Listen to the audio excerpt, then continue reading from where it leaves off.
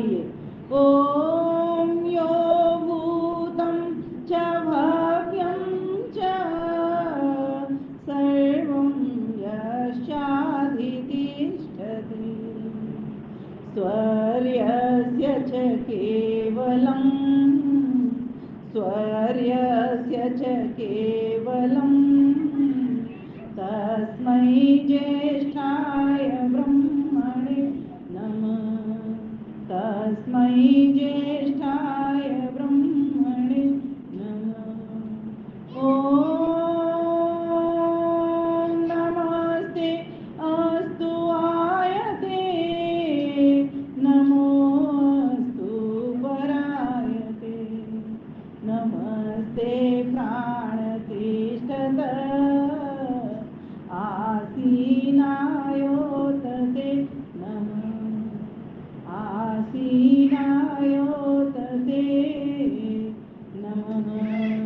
ॐ शान्ति शान्ति शान्ति।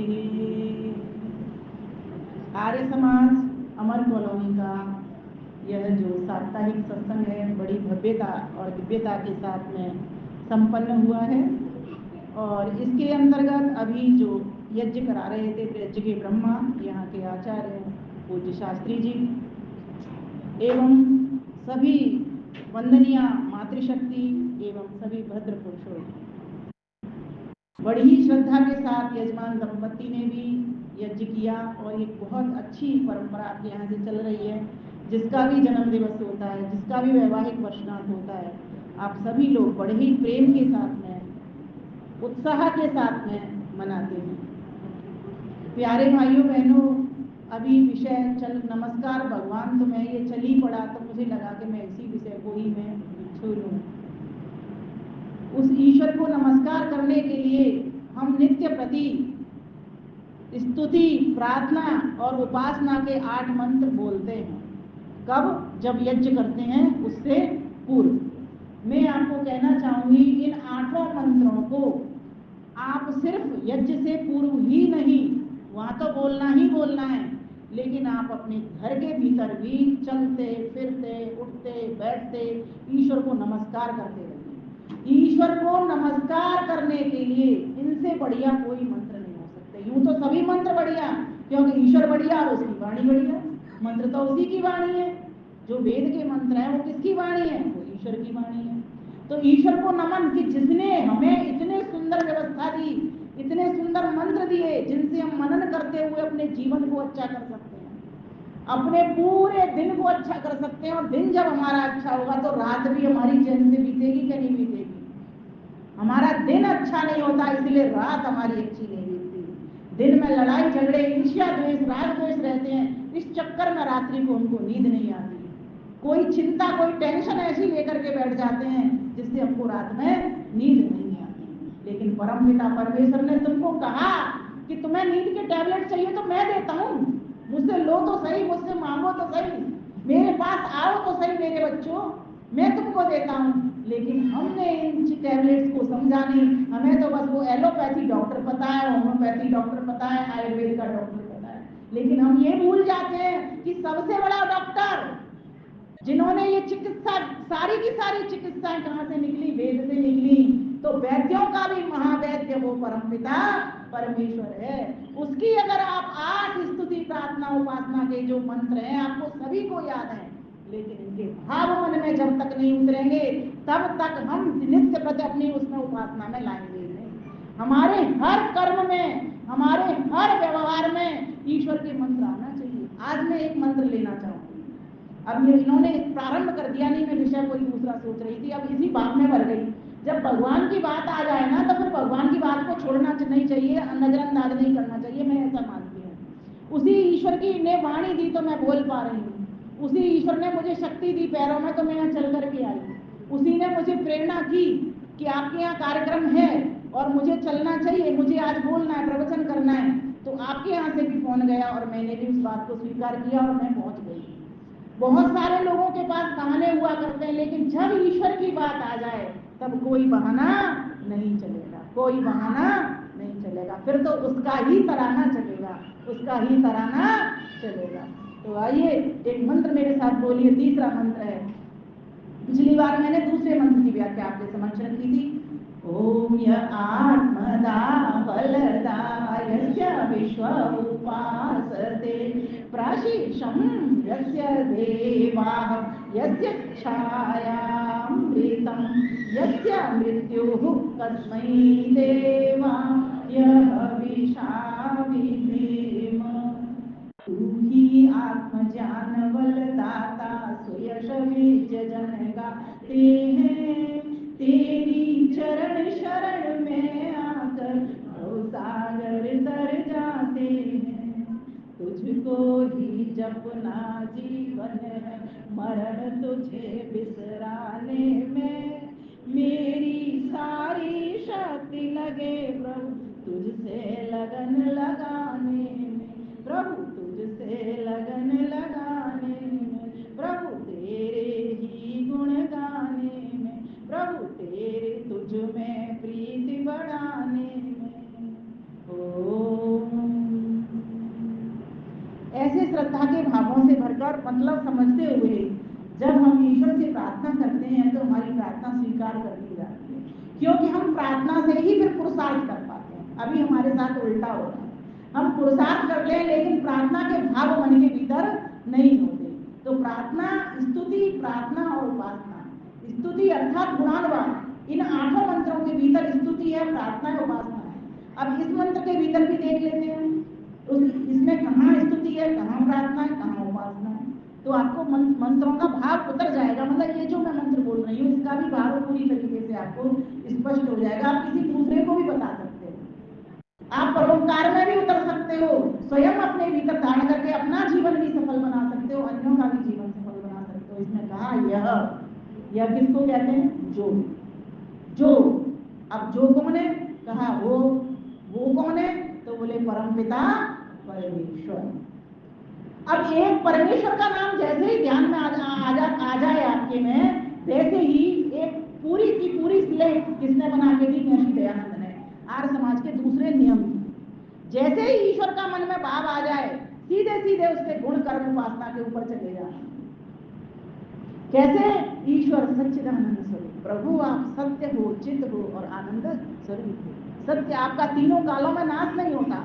ऐसे मन के आप कहोगे कि हमारा तो ध्यान ना तो रसोई में जा रहा, नहीं किसी की वार्ता में जा रहा, कहीं नहीं जा रहा, प्रभु मेरा तो आपसे जुड़ गया, मैं और मेरा भगवान आप ही दोनों, बस हमारे बीच में कोई पर्दा नहीं है, कोई ऐसी रुकावट भी नहीं है, किसी का कोई शोर भी नहीं है, तू शांत और मैं शांत, बस हम दोनों आपस में वार्ता कर रहे हैं, चैट कर रहे हैं, जैसे मोबाइल पर करते हैं ना चैट, जल्दी जल्दी फिर कुछ भी याद नहीं आता। ऐसे ही परमेश्वर, मैं तेरे साथ बैठ गया हूँ, तेरे साथ में चैट कर रहा हूँ, सुबह हो, शाम हो, दिन हो, दोपहर हो, हर कार्य में उसको अनुभव करते रहना। आपसे गलत काम कभी होंगे ही नहीं। कहो प्रभु, हे प्रभु आप सच्चिदानंद हो, आप आनंद के भंडार हो।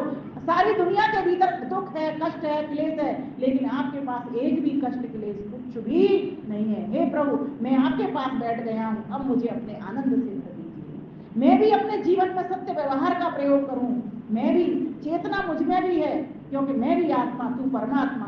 बस अंतर ये है कि मेरी चेतना बुझ जाती है, मैं बुरे कार्यों में लिप्त हो जाता हूँ, मुझे धर्म का होश नहीं रहता, शुभ कार्यों का मुझे होश नहीं रहता, इसलिए मैं भटक जाता हूँ। प्रभुदेव मैं भटक ना पाऊं, इसलिए प्रभुदेव मैं तेरे साथ रहना चाहता हूँ, तुझे हर काल में अनुभव करना चाहता हूँ, हर स्थान पर तुझको देखना चाहता हूँ, हर वस्तु विशेष में तुझे पाना चाहता हूँ, हर व्यक्ति के भीतर तुझे झांकना चाहता हूँ, देखना चाहता हूँ। मैंने पिछली बार भी आपको बहुत इस चीज पर केंद्रित किया था, ईश्वर कण कण में विद्यमान कैसे है, वो हर जगह रहता है, उससे हमारी न काल से दूरी, उससे हमारी न स्थान से दूरी, उससे हमारी न किसी व्यक्ति से दूरी, उससे हमारी किसी जीव जंतु से भी नहीं दूरी, उसकी हमारी किसी वस्तु से भी दूरी नहीं, हमारी किसी माइक से भी दूरी नहीं। कहने को कहते हैं माइक दूर हो गया, पास हो गया, लेकिन वो तो माइक में भी बैठा है, मेरी वाणी में भी बैठा है, इस खुली जगह में जितनी स्पेस बची है इसमें भी वो बैठा हुआ है, हर ओर से मिल जाता। तो प्रभुदेव आप कैसे हो, मुझे सत्य, चित्त और आनंद से भरने वाले हैं। माना कि आपका कोई रूप नहीं है, आपका कोई आकार भी नहीं है ना, आप में कोई भार भी नहीं है। भार कहाँ होता है? भार कहाँ होता है? जहां जड़ता होती है, ध्यानपूर्वक इस बात को समझना, सिद्धांत को। जहां पर जड़ता होगी वहां भार होगा। जैसे ये मोबाइल है, इसमें भार है, वजन है, माइक है, इसमें भार है, मेरा शरीर है, इसमें भार है। लेकिन आत्मा, याद कर लो, आत्मा निर्भार है, उसमें कोई भार नहीं है। ईश्वर परमात्मा भी निर्भार है, उसमें भी कोई बोझ भार कुछ होता नहीं है। जितने भी जड़ पदार्थ हैं, जिनसे जो वस्तु बनती है और जो बिगड़ती है, बनता बिगड़ता क्या है? प्रकृति से बने हुए जितने भी पदार्थ हैं वे सारे की सारे बनते हैं और बिगड़ते हैं। लेकिन ईश्वर कभी बनता है क्या? हमने यही तो सीखा है, कभी नहीं बनता। आत्मा कभी बनता है क्या? तो जो चीज बनती नहीं वो फिर चीज बिगड़ती नहीं। इसी का उपदेश तो गीता में कृष्ण कह रहे हैं हमको। क्या कहते हैं? नैनम छिन्नन्ति शस्त्राणि नैनम दहति पावक न चैनम क्लेदयन्त्यापो न शोषयति मारुत न शोषयति मारुत। बोले ये आत्मा न जलती है, न कटती है, न छिलती है, न सड़ती है, न मरती है। ये सूरज में भी चली जाए तो मरेगी नहीं, जलेगी नहीं, कुछ नहीं होगा। हवा इसे सुखा नहीं सकेगी, धूप इसे गर्म कर नहीं सकेगी, पानी इसको गीला कर नहीं सकेगा। क्यों? क्योंकि ये कोई भार की वस्तु नहीं है। इसलिए हे परमपिता परमेश्वर, मैं और मेरा भगवान आप, संबोधन इस तरह से करना, इस मंत्र को उठा करके, प्रभु देव आप सच्चिदानंद स्वरूप प्रभु मेरे भगवान और मैं आपका भक्त दोनों साथ बैठे हुए हैं। क्यों बैठे हैं? तो कहा आत्मदा, आत्म ज्ञान को करने के लिए मैं आपके पास बैठी हुई हूँ। आत्मदा, दा माने देने वाले। आप कैसे हो प्रभुदेव? आत्मदा। आपने मुझे क्या दिया है? आत्मा का बल दिया है, आत्मा का ज्ञान भी मुझे हो, इसलिए मैं आपके पास बैठ गया हूँ। अब आत्मदा के और भी अर्थ हैं। आत्मा को देने वाला और आत्मा को शरीर भी देने वाला। ये शरीर किसने दिया? आत्मा को ईश्वर ने दिया। ईश्वर ने आत्मा को नहीं दिया, ध्यान से समझना। ईश्वर ने आत्मा को नहीं दिया। आत्मा का ज्ञान देता है ईश्वर, आत्मा को चोला देता है, आत्मा को बल देता है। बोलो, आत्मा को बल देता है, आत्मा को तन देता है, तन देता है, और आत्मा को ज्ञान देता है। ठीक है? आत्मा को मन देता है, बुद्धि देता है, इंद्रियां देता है, मतलब शरीर देता है। इस शरीर के भीतर सारी चीजें आई। जितने भी जड़ पदार्थ हैं वे सारे की सारे किसने बनाए हैं? परम पिता परमेश्वर ने। किससे बनाए हैं? अपने आप से नहीं बनाए। जैसे कि मकड़ी अपना जाला बुनती है, अपने लावा निकाल कर, इस तरह संसार नहीं बनाया परमेश्वर ने। परमेश्वर ने तो प्रकृति थी, स्वयं वो कारीगर था और आत्माएं थी। आत्माएं बेहोश रूप में बैठी हुई थी, उनको होश में लाने के लिए मन बुद्धि इंद्रियां परमेश्वर ने सौंप दी। अब ये ज्ञान कौन दे रहा है? ये ध्यान दे रहे हैं ईश्वर।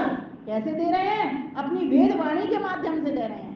देखो, टैबलेट बता रही हूं मैं आपको, आप नींद की टैबलेट, सब परेशान है, किसी को नींद नहीं आती रात को। क्यों नहीं आती है? ये रोग हमारे भीतर बड़े पड़े हैं। कौन से? शरीर के, मन के, बुद्धि के। जो चीज हमारी थी नहीं उसको हमने अपना बैठ करके उससे मोह कर बैठे हैं, और जो चीज हमारी अपनी है उसको हम भूले बैठे हैं। जो जन्म जन्मांतर का साथी है, जहां से हम आए हैं वो हमको याद ही नहीं। परमेश्वर ने आत्मदा, हे प्रभुदेव आप तो मुझे आत्मा का ज्ञान देने वाले हो, मुझे शरीर देने वाले हो, मन बुद्धि आप मुझे देने वाले हो, इसलिए प्रभुदेव मुझे भीतर आत्मा का ज्ञान भी आप कर दीजिए। ठीक है? चिंता मत करिए, लाइट आ जाएगी। हाँ, कौन आ गया अब हमारे यहाँ? मुख्यमंत्री कौन बन गया? आतिशबाजी। देखो, मैंने नहीं कहा। एक बम गया, एक आतिशबाजी आ गई। आप कह रहे हो मैंने तो कुछ कहा नहीं है, मैं तो अपनी बात कह रही हूँ। तो परमेश्वर कैसा है? आत्मा का ध्यान देने वाला। इसीलिए जो बैठेगा वो पाएगा, जो सोएगा वो खोएगा। तो आप बैठोगे, बोलो तैयार हो ईश्वर के पास? आप बोलो, बैठे तो हुए हैं वहीं। अभी आप देखिए, किसी का ध्यान रसोई में गया है क्या? किसी को मुझे ये कहना पड़ रहा है चुप हो जाओ, शांत हो जाओ, शोर मत करो, किसी को कहना पड़ रहा है? कहाँ बैठे थे आप अभी? सच में ईश्वर के पास बैठे। क्यों? क्योंकि आप ज्ञान ले रहे हो आत्मा का। आत्मा का कोई स्वरूप नहीं होता, कैसा स्वरूप होता है आत्मा का? वह तो गुणों के कारण जानी जाती है। आत्मा में क्या होता है? बोलो, इच्छा, द्वेष, प्रयत्न, सुख, दुख, ज्ञानानि, आत्मनो लिंगम। ये आत्मा के लक्षण होते हैं जिनसे पता लगता है कि मैं हूं इस शरीर के भीतर। ये मेरी गाड़ी है और मैं इसको चलाने वाला हूं। और किससे चलाता हूं? मन बुद्धि से चलाता हूं। इन इंद्रियों का प्रयोग करते हुए आगे बढ़ता हूं। यही है ना आत्मा का ज्ञान, कि मैं कौन हूं। मैं इच्छा करता हूं, मेरे मन में इच्छा पैदा हो। पहले व्यक्ति के मन में इच्छा होती है ना किसी कार्य को करने की, तो ये आत्मा का गुण है। ठीक, देखो कितने ध्यान से सुन रहे हैं। बरखा जी हमारी पीछे तो आत्मा का गुण क्या होता है? इच्छा। इच्छा करता है, मुझे मंदिर जाना है, मंदिर आ गई, है ना। लेकिन ये साधन क्या है? ये सब सहयोगी बन जाते हैं। ये सारे साधन इनके साथ ही तो आऊंगी मैं। अगर ईश्वर मुझे ये साधन नहीं दे, कई लोग कहते हैं ना कि जब ये शरीर में से आत्मा निकल जाता है तो भूत बन जाता है या किसी के ऊपर आ जाता है, एक आत्मा प्रवेश करता है। इन भ्रांतियों से निकल जाओ। और मैं आपको क्या बता रही हूँ, बिना इन साधनों के आत्मा कुछ कर ही नहीं सकता, बेहोश की तरह होता है। तो जब शरीर को छोड़ देगा, शरीर से ही तो कर पा रहे हैं। अब ये भूत तो हम अभी हैं, अभी किसी पर चढ़ बैठेंगे। चढ़ते हैं कि नहीं? शरीर से ही तो चढ़ते हैं, बोल के चढ़ते हैं, मार के चढ़ते हैं, किसी के ऊपर चढ़ते हैं। और जब शरीर नहीं होगा तो चढ़ेंगे किसी पर। तो लोगों को इतना पता नहीं, आत्मा का ज्ञान नहीं। क्यों? ईश्वर की वाणी के पास बैठे नहीं। ईश्वर की वाणी के पास बैठे नहीं तो फिर ईश्वर के पास कैसे हो सकते हैं? तो कहा ये आत्मदा, हे प्रभुदेव आप हमारे भीतर आत्मा का ज्ञान करवाइए। द्वेष, और ये जब इच्छा करता है ना, तो जहां से उसको सुख मिलता है, जहां से इसको सुख मिलता है उसमें तो ये राग कर लेता है। जैसे मुझे पति से सुख मिलता है ना, मुझे आपसे सुख मिलता, तो मेरे को आपसे आसक्ति मुझे मेरी आप में हो गई है ना। बार बार मेरे को आसक्ति रहती है, मैं चिपकी रहती हूँ आप लोगों से। और जहां से दुख मिलता है वहां से द्वेष हो जाता है। कोई मुझे गाली दे, कोई मेरा अपमान करे तो मुझे द्वेष होगा कि नहीं होगा? तो महर्षि पतंजलि कहते हैं सुखानुसई राग, सुखानुसई द्वेष, ये आत्मा ही कर रहा होता है। तो इसीलिए आत्मा के गुण के रूप में इस बात को भी रख दिया कि जहां जहां से व्यक्ति को सुख मिलेगा वहां से राग हो जाएगा, और जहां जहां से दुख मिलेगा वहां से द्वेष हो जाएगा। तो हमें ये आत्मा के भीतर है, लेकिन ये नैमित्तिक गुण है, ये नैतिक गुण नहीं है। इसीलिए व्यक्ति बच सकता है। कैसे? कहीं से दुख मिले तो द्वेष ना करे, सोचे इसका तो स्वभाव ऐसा ही है। कहीं से सुख मिले, धन मिले, दौलत मिले, अरे आज मिली है जरूरी थोड़ी आगे मिलेगी, ऐसे सोच करके उससे चिपके नहीं। हम चिपक जाते हैं ना, कोई हमारी प्रशंसा करे, कोई हमें कुछ दे तो हम चिपक जाते हैं, तो उससे राग कर बैठते हैं, है ना। कहीं से हमको दुख मिलता है तो हम द्वेष कर बैठते हैं। इसीलिए कहा गया कि जो आत्मा का स्वभाव अगर व्यक्ति को समझ में आ गया, मैं आपसे अभी सुनूंगी, तो आत्मा का अगर ये पकड़ में गुण आ गया सुख दुख का, तो व्यक्ति सुख दुख नहीं करेगा। वो ये सोचेगा ये तो संसार का धर्म है, संसार में ये सब चलता रहेगा। क्यों? क्योंकि ये नैमित्तिक गुण है। उसका अपना गुण क्या था? इच्छा, जो नित्य बनी ही रहती है। मोक्ष की भी इच्छा, जो योगी होते हैं ना उनको भी मोक्ष की इच्छा होती है। इच्छा करना जीवात्मा का गुण है, स्वार्थी जीवात्मा का गुण है ये। चाहे वो एक अलग बात है, किसी का स्वार्थ अपने लिए, किसी का स्वार्थ परमात्मा बदल जाता है, और किसी का स्वार्थ मोक्ष की इच्छा करता है। ध्यान देना, इस बात को समझने का प्रयास करना। तो कहा आत्मा का क्या गुण है? हे प्रभुदेव मैं आपके पास आ गया हूँ, पहले तो मेरा स्वरूप प्रकट करवाइए। मैं हूँ क्या हूँ, मैं समझ क्या बैठा, मैं इस गाड़ी को अपना शरीर समझ बैठा।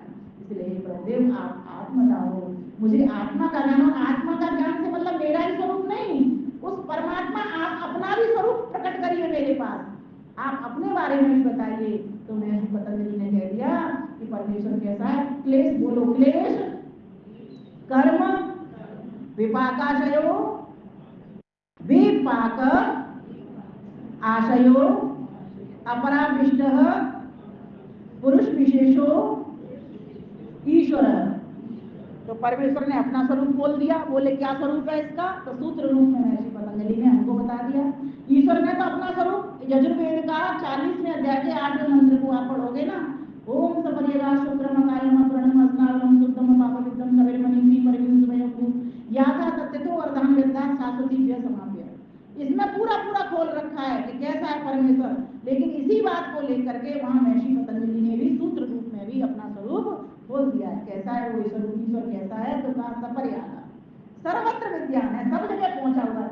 आप जब तक पहुंच नहीं सकते उससे पहले ही है वो। क्योंकि मैंने एक बात बहुत महत्व की बताई थी, उसकी हमारी समय से दूरी नहीं ना स्थान से दूरी है, तभी तो पहुंचे हुए हैं हम। बस में जा रहे हैं तो उसको याद कर लो, उसकी 24 घंटे ड्यूटी ऑन, 24 घंटे उसका स्थान है। कोई एक ऐसा टाइम नहीं है कि उस समय उसका स्थान नहीं रहे, कि वो कहीं इधर से उधर से सरक जाए। कई लोग कहते हैं ना वो चौथे में रहता है, कोई सातवें में बता देता है, कोई ब्रह्मलोक में बस अलग बता देता है, कोई परलोक अलग बता देता है, कोई गोलोक अलग बता देता है। ये सारा की सारा उसका गोलोक है, इसी में ही पाना है आपको। कहीं जाने की भागने की जरूरत नहीं है। बोलो, भागने की जरूरत नहीं है, भजने की, शब्द पकड़िए मेरे, भागने की जरूरत नहीं है। मैं बोलूं मेरे साथ बोलना है, भागने की जरूरत नहीं है, भजने की जरूरत है। ये चीज बस पकड़नी है। अब लोग क्या समझते हैं, वहां मिलेगा तो वहां चल दो जी, यहाँ मिलेगा यहाँ चल दो जी। अरे वो तुम्हारे हृदय मंदिर में मिलेगा, यही तो मंदिर है, असली मंदिर उसका। माना कि ये सब बड़ा मंदिर है, लेकिन उसकी मुलाकात कहाँ होगी, आत्मदा की, आत्मा के भीतर होगी। आत्मदा, आत्मा के भीतर ही तो ज्ञान आ रहा है। ये ज्ञान आपके शरीर में घुस रहा है क्या? ज्ञान कहाँ जा रहा है? क्यों? क्योंकि ज्ञानानिलिंगम उसका लक्षण है, ज्ञान लेना आत्मा का। इसलिए ज्ञान कहाँ जा रहा है? आत्मा के भीतर ही जा रहा है। तो हे प्रभुदेव, आप आत्मदा हो, मुझे आत्मा का ज्ञान, अपना स्वरूप भी खोलने वाले हो। अब स्वरूप को खोलने में भी 5-6 दिन लग जाएंगे उसी करके को, और ये घड़ी तो भाग जाती है आपकी, मैं मंत्र पूरा नहीं कर पाती हूँ, हमेशा की यही बात हो गई है। अब आत्मदा में शॉर्ट में फिर करती हूँ इसको, बलदा। फिर कहा बलदा, प्रभु आप बल भी देने वाले हो। महर्षि दयानंद कहते हैं क्या क्या बल ईश्वर देता है? बोले एक तो शरीर में बल दे देता है, दूसरा समाज का बल देता है। आप समाज का काम कर रही है ना, आप समाज का काम कर रहे हो है ना, समाज का बल देता है। तीसरा किसका बल देता है? आत्मा का भी बल देता है। तो आत्मा का दे रहा है, शरीर का दे रहा है, सामाजिक कार्यों को करने के लिए भी बल दे रहा है। आप मत समझना कि आप स्वयं कर रहे हो, ईश्वर आपसे करवा रहा है। ईश्वर ने आपको चुन लिया है, ईश्वर आपके हृदय के भीतर प्रेरणा कर रहा है, आपकी आत्मा में कह रहा है कि तुम करो। बाकी दुनिया इतनी बड़ी है, क्यों नहीं कर रही वो? क्योंकि वो अनसुनी करके रहती है। प्रेरणा तो उनको भी कर रहा है, सभी मनुष्यों को कर रहा है। कोई उसकी आवाज को सुन रहा है, कोई नहीं सुन रहा। और आवाज भी सुन लेते हैं, लेकिन इंद्रियों के दास में उसकी बात नहीं मानते। जैसे कंस ने भी आवाज सुन ली थी, आकाशवाणी कंस को भी तो हो गई थी कि मत मार, तुझे मारने वाला तो पैदा हो रहा है, लेकिन उसने अनसुनी कर दी, इंद्रियों का वो दास हो गया। तो प्रभुदेव कैसे हैं? आत्मा का ज्ञान। फिर कहा बल, बल को भी देने वाले। फिर आगे के शब्द बोलिए, ओम या आत्मदा बलदायस्य विश्व उपास। यस्य माने जिसका, विश्व माने संसार, उपासते उपासना करना है। कितना सरल अर्थ है, जिसका सारा संसार गुणगान कर रहा है। हम प्रातः काल उठ करके कितने लोग हैं जो मंत्र बोलते हैं प्रातः कालीन? कोई नहीं बोलते। आज मैं आपको निवेदन, एक माता जी खड़ी हुई है बस, सुषमा जी, बहुत बढ़िया, एक बार कर्तव्य नहीं करना है, प्रेरणा लीजिए सभी को प्रातःकालीन मंत्र। मंत्र आपको याद है या पुस्तक से? याद नहीं है आपको? पूरे याद है? पांचों पूरे याद है? कोई नहीं, याद हो जाएंगे, आपको आराम से करना है। मैंने इस बार आपको एक मंत्र सुनाया था, कहाँ? ताली बंधन में। मैंने उसका वीडियो भी बना करके चैनल से आपके ग्रुप में भी शेयर किया है। आप उसको बार बार सुनना, आपको मंत्र याद हो जाएगा। मैंने बड़ी स्लो तरीके से उसको धीमे धीमे बोला है, जिससे आप लोग याद करें, उसका मतलब पकड़ में आ जाए। उसमें छोटे छोटे से तो शब्द हैं। ओम प्रातरिंद्रम प्रातरिंद्रम हवामहे प्रातर्निद्रा वरुणा प्रातरश्ना प्रातर्धनम भूषणम ब्रह्मणस्पतिम प्रातः सोमम रुद्र प्रातः सोमम उत रुद्रम हुवेम, रुद्रम हुवेम। बस इतना सा है मंत्र। अब इसमें सारे विशेषण दिए गए हैं, तो अगली बार मैं फिर इसके लेकर के हाजिर होंगी। तब तक के लिए मैं कुछ बातें और रख देती हूँ, इस मंत्र को पूरा करती हूँ जल्दी जल्दी। ओम या आत्मगा, जिसकी सारा विश्व गुणगान कर रहा है। उस मंत्र के भीतर क्या है, जब प्रातःकालीन के, मैंने ये बताना चाह रही थी आपको, अंतिम जो 5वां मंत्र है उसमें यही लिखा हुआ है, तेरी जय जय करता है संसार सारा, तेरी जय जय करता है संसार सारा, पाया न किसी ने तेरा परवारा, तेरी जय जय करता है संसार सारा। यही उसके भीतर उसका भाव निकल करके 5वां जो मंत्र है उसका यही भाव निकल करके आता है। तो अगली बात बोलूंगी इसको, अब उसके बाद देख लेते हैं सारा संसार। पपिए को देखो कैसे सुबह सुबह पीरू पीरू पीरू पीरू, क्या वो ईश्वर को नहीं बज रहा? लेकिन मनुष्य ऐसा नालायक हो गया है, कितना भी सुना लो इसको, इतना आलसी हो गया है। थोड़ी देर के लिए मैशियानंद कहते बस 1 घंटा सुबह 1 घंटा शाम को, मैं तो आपको पूरे दिन लगाने के लिए बात कर रही थी। मैशियानंद कहते 1 घंटा सुबह 1 घंटा शाम को बस ईश्वर के साथ बैठ जाओ। पर लोगों को ईश्वर का पता हो तब तो बैठ जाएं, वो जब दिख रहा ही नहीं है कहाँ बैठ जाएं, इधर बैठेंगे इधर बैठेंगे इधर बैठे, या लोक में जाएं, कहाँ जाएं? बैठे तो कहाँ बैठे? बोले वहीं बैठ जाओ जहां तुम बैठे हो, जहां तुम खड़े हो वहीं खड़े हो जाओ। बस स्थिरता ही तो लानी है। स्थिरता क्यों नहीं है कि मन के जो वेग हैं वो इधर इधर डामाडोल होते हैं। इसने मुझे ये कह दिया, आज मंदिर में मुझे प्रसाद कम मिला, आज किसी ने मेरा नाम ही नहीं पुकारा, मेरा पत्रक में भी आज नाम नहीं गया। और इस बात को कौन सोच रहा है? सामान्य व्यक्ति सोच रहा है। भाई विद्वान कहे तो चलेगा, क्यों चलेगा? क्योंकि उसने आना उसी के हिसाब से, इसीलिए। लेकिन एक सामान्य व्यक्ति जब वो समझ रहा है मेरा मंदिर है, मेरे को सारे काम देखने हैं। ध्यान देना, आप जब पैसा दे रहे हो, सदस्य बने हो, आपकी पूरी ड्यूटी उतनी है जितनी मंत्री जी की है। ये मत समझना सिर्फ मंत्री जी का ही कार्य है ये समाज है। ये मंत्री जी तो मात्र एक नियुक्त किए गए पद पर बिठाए गए इसीलिए है कि जब वो ओवरऑल सब चीजों को देख सके, मनन चिंतन करते हुए। प्रधान जी भी इसीलिए बैठे हुए हैं, आप लोगों को जोड़ करके रखे और आप इस कार्य को आगे लेकर के चलो। इनका अपना कोई स्वार्थ नहीं है इसमें। अब वो एक अलग बात है, आप कहोगे नहीं कि स्वार्थ है स्वार्थ है, तो ये तो फिर हमारी बुद्धि के ऊपर है, हम जैसा भी किसी को सोच लें, है ना। ये तो भगवान ने छूट दे रखी है, मनुष्य को स्वतंत्र कर्म करने में स्वतंत्र छोड़ रखा है। तुम या तो ऊपर चढ़ जाओ या फिर नीचे गिर जाओ, करना तुमको है। लेकिन जब हमारे पास सबसे अधिक अच्छी बुद्धि, विशेष बुद्धि मन वाणी परमेश्वर ने दिए हैं, तो क्या हम ऐसा नहीं कर सकते ईश्वर का ध्यान करें? क्योंकि कोई बंदर बंदरिया आज तक कोई भजन करते देखा, कोई हवन करते देखा है ना, कोई हलवा बनाते माता जी देखा?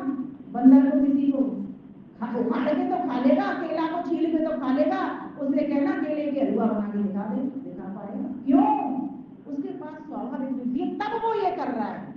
लेकिन हमारे पास विशेष बुद्धि है, हमारा क्या कर्तव्य बनता है? हमने कितने समाज में लोगों को जोड़ा, हमने कितने समाज के लोगों को सुख पहुंचाया, हमने यहाँ से उठ करके बाहर जाकर के कितने यज्ञ वेद का प्रचार किया, कितने हम अभावग्रस्त जगहों पर गए, कितनों के हमने आंसू पहुंचे, क्या किया?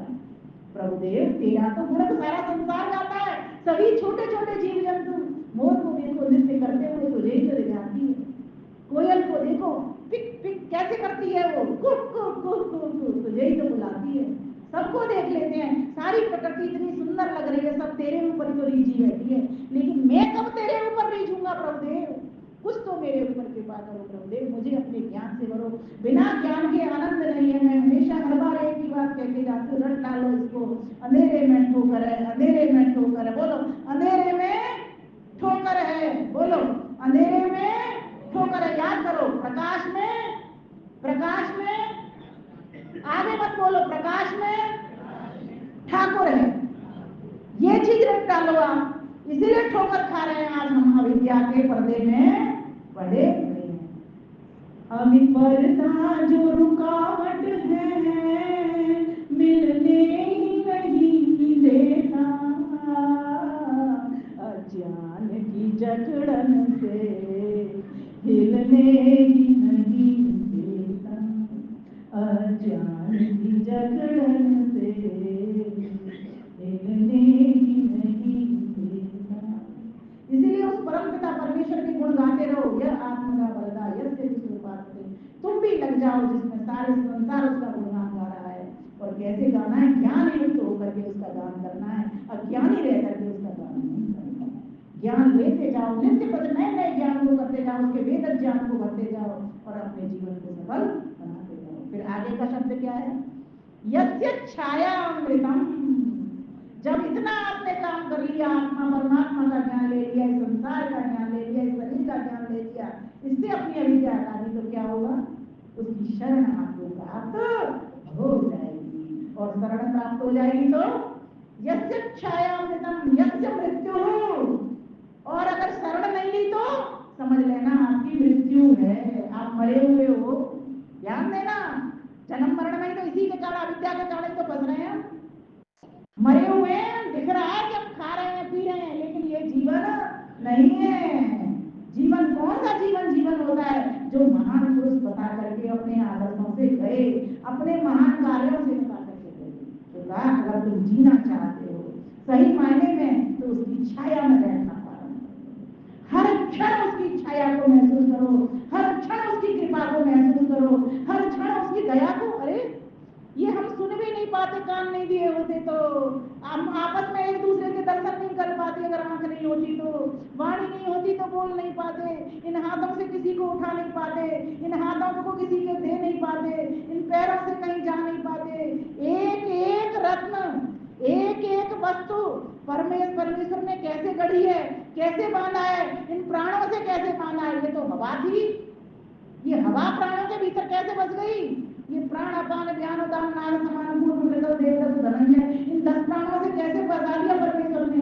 ये कौन कर रहा है इस व्यवस्था को।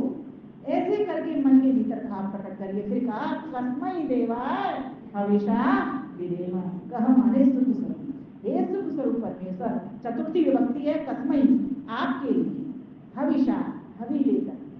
कौन सी हवि होगी, श्रद्धा की हवि होगी, अंतर से श्रद्धा उठानी पड़ेगी। तूने जब मेरे साथ इतना किया, मेरे भले के लिए मुझे संसार में मनुष्य का चोला देकर के भेजा, तो मैं हमेशा विवेक हूं। और देखिए यही अर्थ में श्री दयानंद ने लिखा है, जो आत्मज्ञान का दाता, शरीर समाज और बल का देने हारा है, जिसकी सब विद्वान लोग सारा संसार उपासना कर रहा है, जिसका प्रत्यक्ष सत्य स्वरूप शासन न्याय अर्थात शिक्षा को मानते हैं, जिसका आश्रय ही मोक्ष सुख का हेतु है, जिसका न मानना और भक्ति न करना ही मृत्यु आदि दुख का हेतु है। इसीलिए हम लोग सुख स्वरूप सकल ज्ञान के देने हारे उस परमात्मा की, इससे हृदय के अंतःकरण आत्मा से विशेष भक्ति किया। ये अर्थ है, आपको आज अर्थ स्पष्ट हो जाना चाहिए। और चलते फिरते उठते बैठते आज पूरे दिन क्या करना, आज पूरे दिन इसी मंत्र को सोचना। करोगे बोलो, हाथ ऊपर कर दो एक बार। इस मंत्र को सोचोगे, मेरे भावों के साथ सोचोगे, मैं सच बता रही हूँ, एक विशेष कृपा। निर्मल बाबा तो कहते थे चवन्नी है तब होगी, और मैं कहती हूँ ये वाली चवन्नी अगर आपने ले ली तो अवश्य ही कृपा होगी। ये वाली टैबलेट खा ली तो अवश्य ही कृपा होगी, आपके लिए औषधि बन जाएंगे मंत्र। इसलिए मंत्रों को अपने जीवन में धारण करो। आइए मेरे साथ कुछ पंक्तियां गुनगुनाते हैं। जीवन है तेरा अनमोल बड़ा, मत इसको गवा, मत इसको गवा। एक श्वास करोड़ों का, ना दे न लुटा, ना दे न लुटा। जीवन है तेरा अनमोल बड़ा, इस दुनिया के बाजार में है सौदा एक यही कमाई का, सौदा एक यही कमाई का। मत कर तू किसी के साथ बुरा, बोलो मत कर तू किसी के साथ बुरा, कर सबसे भला, कर सबसे भला। जीवन है तेरा अनमोल बड़ा, मत इसको गवा, मत इसको गवा। एक श्वास करोड़ों का, ना दे न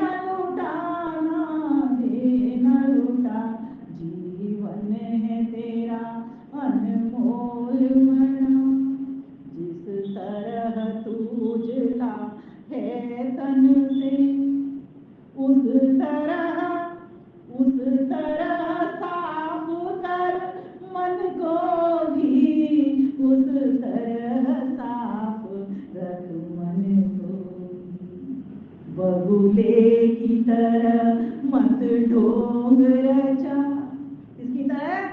बगुले की तरह मत ढोंग रचा, पाएगा सजा, पाएगा सजा, जीवन है तेरा अनमोल बना, मत इसको गवा, मत इसको गवा, एक एक श्वास करोड़ों का, ना दे न लूटा, ना दे न लूटा, जीवन है तेरा अनमोल बना।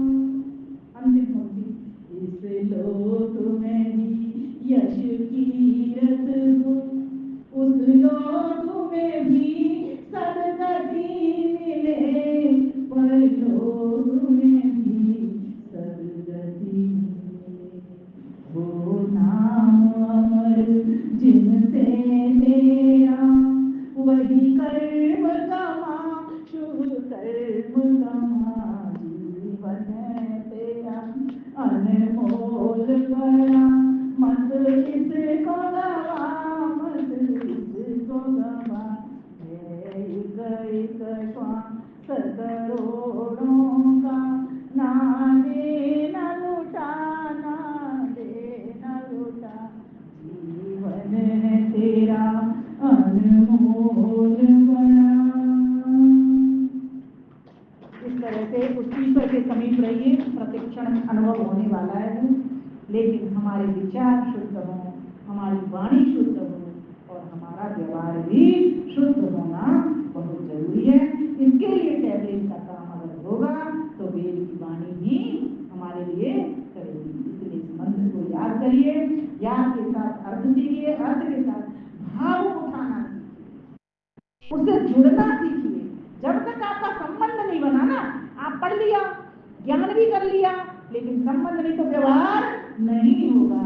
किसी से भी व्यवहार करने के लिए पहले उससे रिश्ता बनाना पड़ता है, संबंध बनाना पड़ता है। बोलते हैं ना, माता जी, ताई जी, चाची जी, चाचा जी, पिताजी, ये क्या है? ये संबंध। उसके बाद तो जुड़ाव होता है ना। जब संबंध नहीं बनेगा तो क्या होगा? जुड़ाव नहीं होगा। संबंध नहीं होगा तो फिर बंधन में पड़े रहेंगे। ध्यान देना ईश्वर से। इसलिए हमारी गति कहाँ होनी चाहिए? जिसके पास से आए उस तक पहुंचने के लिए, जिसने बनाया उसी के पास हमें पहुंचना है, उस मंदिर को हमको पाना है। इन्हीं शब्दों के साथ अपनी वाणी का ध्यान करती हूँ। समय पूरा आपका हो गया है। आप सभी का धैर्य श्रवण करने के लिए बहुत बहुत धन्यवाद। सादर बंदे नमस्ते जी। सबका कल्याण हो, शुभम।